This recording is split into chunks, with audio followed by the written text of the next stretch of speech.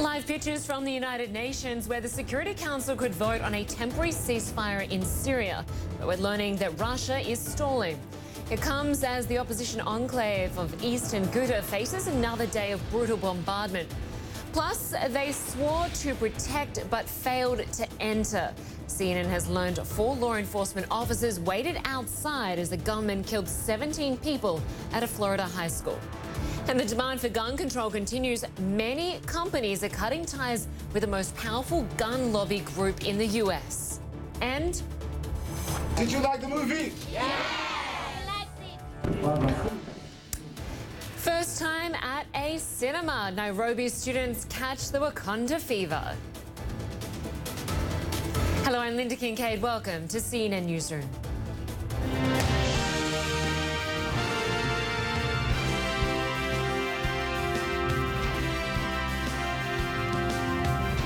The fate of hundreds of thousands of Syrian civilians may rest in the hands of just a few diplomats in New York City. Members of the UN Security Council are meeting behind closed doors right now and could vote on a resolution to address the growing humanitarian crisis in eastern Ghouta.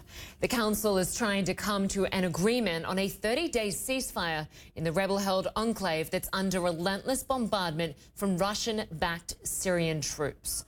More than 400 people have been killed in the past week. To add to the misery, Syrian activists say government troops are now using rockets that are spreading fires. We are covering this story from all angles. Senior international correspondent Ben Wedeman is in neighbouring Beirut, and Richard Roth is at the United Nations. And Richard, I want to start with you. We've seen diplomats meeting there for just over an hour. Has there been any progress? It doesn't appear so. You're looking, and you just were looking at the relatively empty Security Council chamber. Behind different doors, various Security Council members are huddling, no doubt, perhaps at a higher level. There are phone calls going to capitals, Moscow, Washington. What will be the acceptable language of this ceasefire resolution? Most of the Security Council, of course, wants this passed. They wanted it passed days ago. Russia, the main obstacle. Russia, Syria's Assad staunchest ally. Thinking that these resolutions, that the UN is biased against the Assad regime and that there's not enough action against what they term terrorists who are hiding in eastern Ghouta or wherever inside Syria to fight the government. So we're 1 hour into this meeting. We waited all day Thursday and Friday with no outcome. The Netherlands ambassador upset, still waiting to hear. Sweden last night was furious. Who knows? We're on the clock, as they say.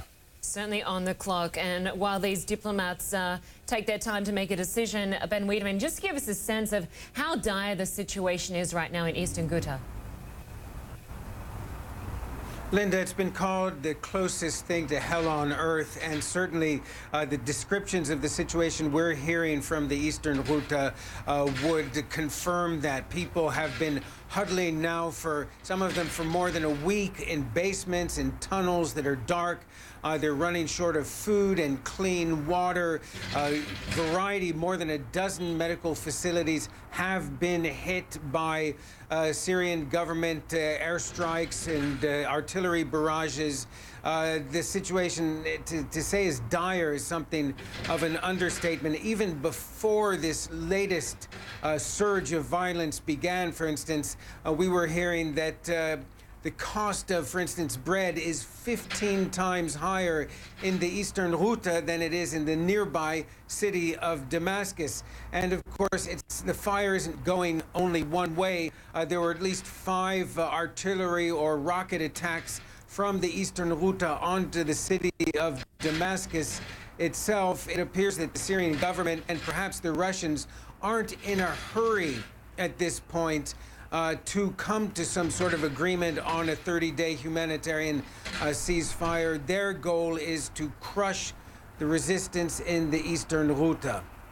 All right, Ben Wedeman for us in Beirut, Richard Roth for us at the United Nations. We'll continue to monitor the diplomats there and the decision they make. Thank you both very much.